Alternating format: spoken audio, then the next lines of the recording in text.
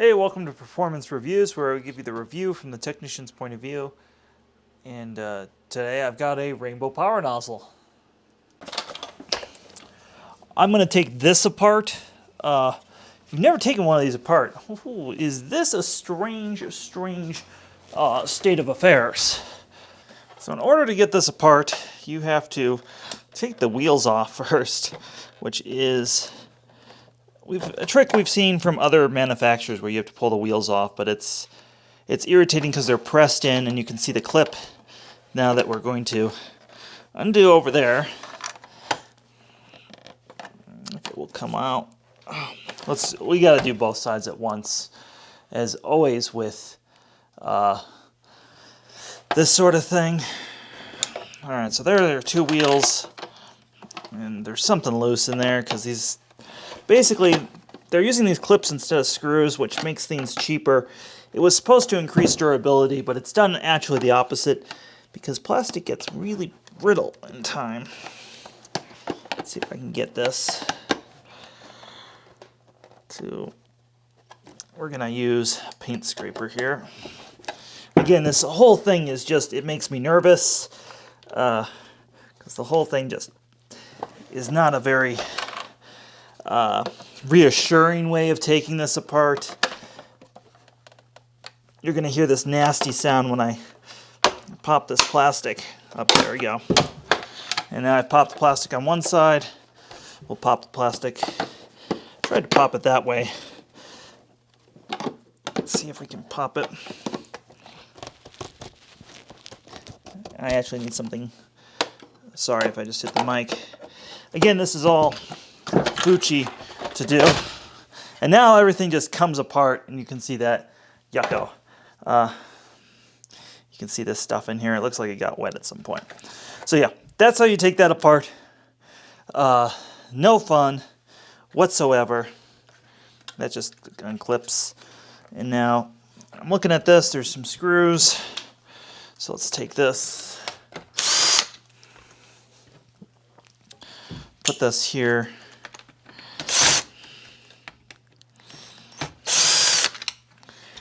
And you can see the part that was broken in there. That actually goes on the front next to the motor. So, I really despise the way they did this. I think it was less than responsible of any engineer to think that this would hold up or be a good idea. Yeah, again, I just undid that. It was broken. Whatever kind of resin they used, it gets very, very brittle. Again, I'm really not a fan. That neck is good. Those are good. So you can just see what's here. This all is good, I think. Yeah, this part's all right. So now we have this thing, and this is what needs to be replaced. So I'm going to go ahead and the motor is clipped in place. Ugh, that makes me nervous. We'll try to get this out of here. Oh yeah, that's real responsible of them to do. All right, so I got that out there. That's that. Yucko. Grab a rag. Just clean what's in there. I'm gonna go blow this out, but that's the motor. So that's how you would take that apart.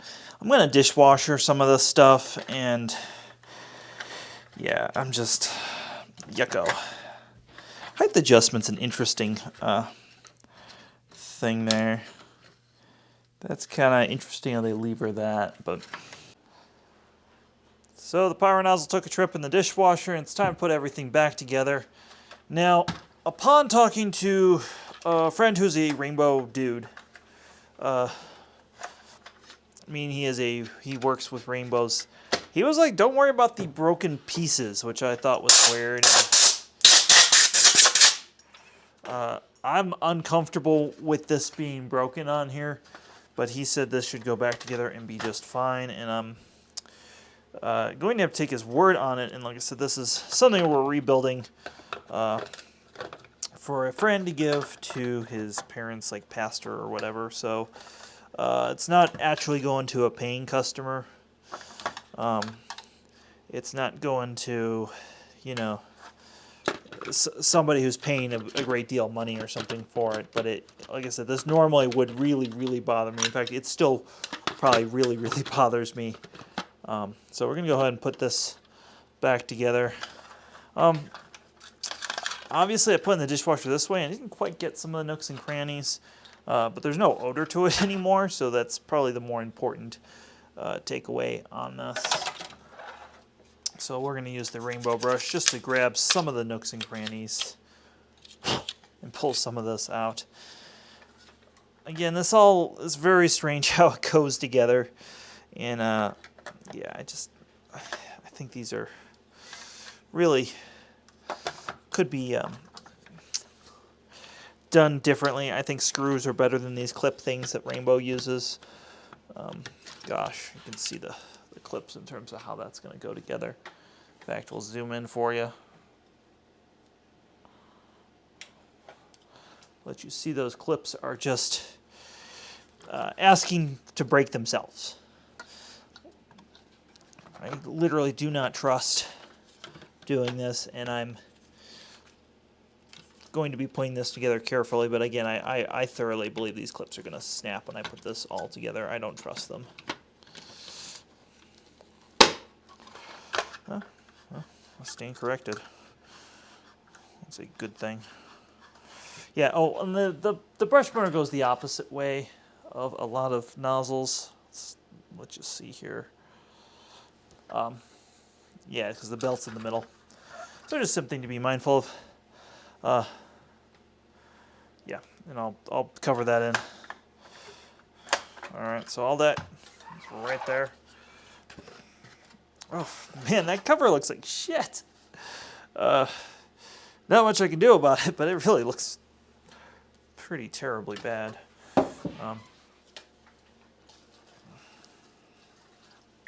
A little bit of furniture polish might mitigate some of that.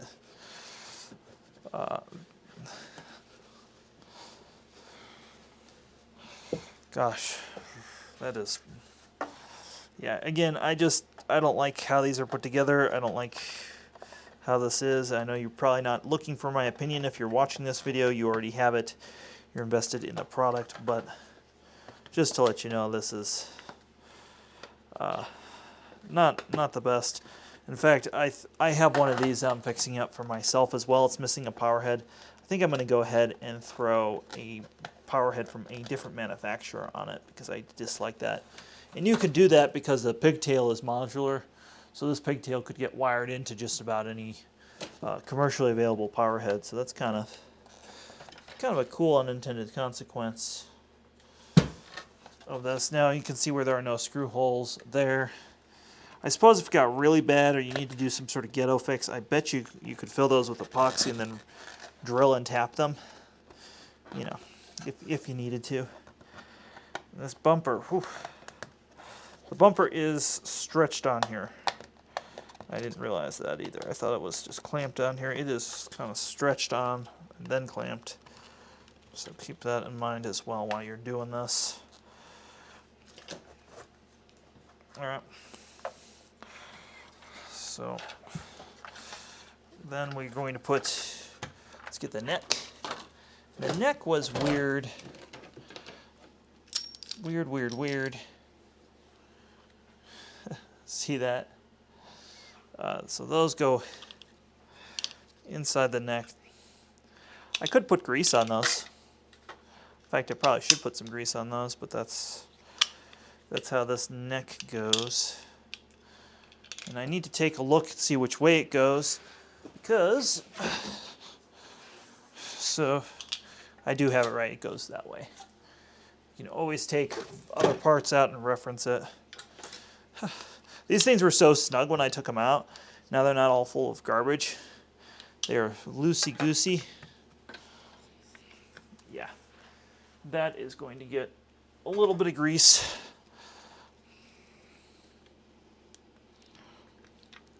On that, just to keep that from squeaking, and that will work itself in. So that, and then this just all, so weird how all this goes together. It just kind of it's going to clamp itself together. All right. Like so. You want a connector, a little connector. I do at least put a quick disconnect. I like that. All right, so now our two of the only screws go right here, and the other two go right here. So those are some of the only screws on this. Again, this is all very brittle, so I'm going to do them all by hand.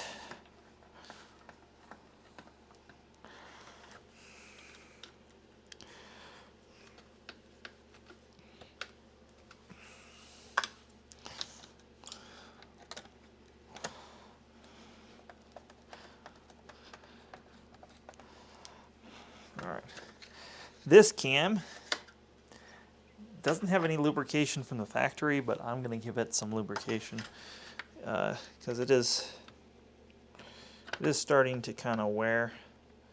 So a little bit of grease on there. We'll make that move just that much smoother for them. Again, that will fight a little bit of corrosion as well. You can see where there were once screws holding that in place, and they've gone away from that. Being Rainbow, we must go away from all things with screws, which is, again, I think it's ridiculous. Oh, this is one of the cracked ones in back. I've got a good solution for that. See how thin this washer is on here? Yeah. We're going to put that in place, and that will at least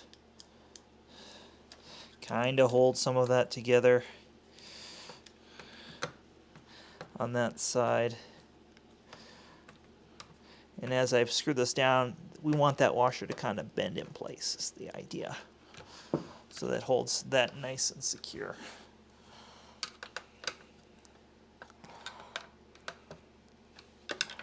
Check the torque on everything. Alright, well that's how all that gets held together now. We'll put this on.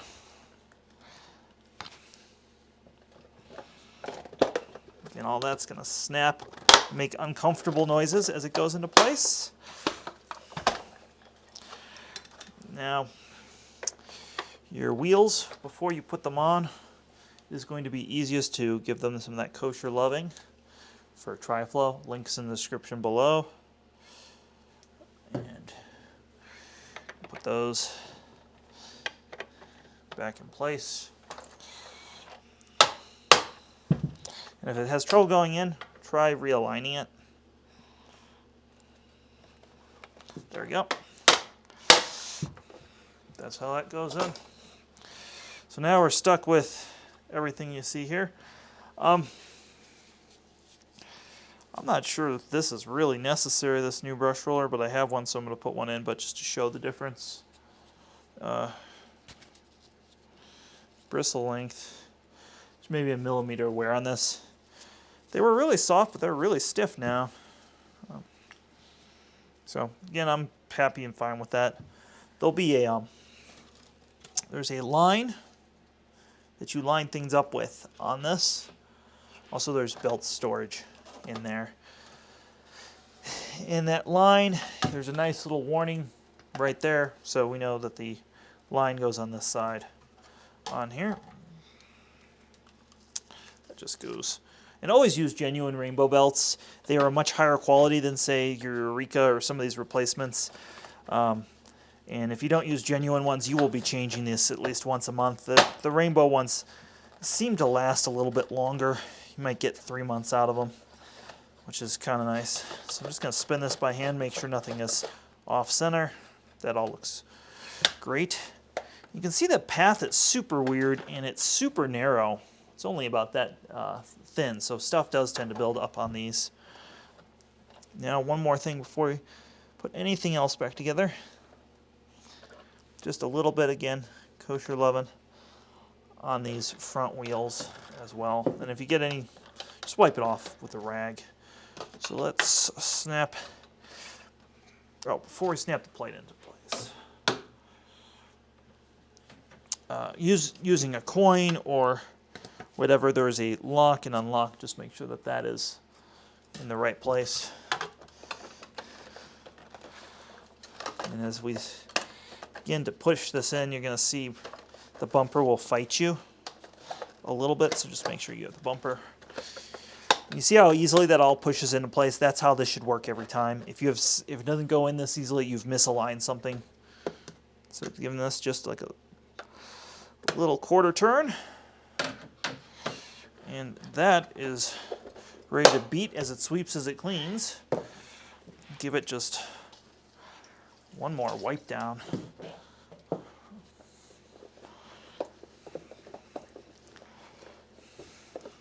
All right, we're going to test it out now. Just in case for some reason you're having electrical trouble, this pigtail can be suspect, along with the switch in the hose and the actual hose itself. So just keep that in mind if you have one of these and it's giving you trouble. Those are some little things to look at. The other thing I like to do always on these is make sure the cord is in the right place. That makes a difference, especially when you're using it. All right, let's fire it up. This is going to be kind of loud, headphone warning.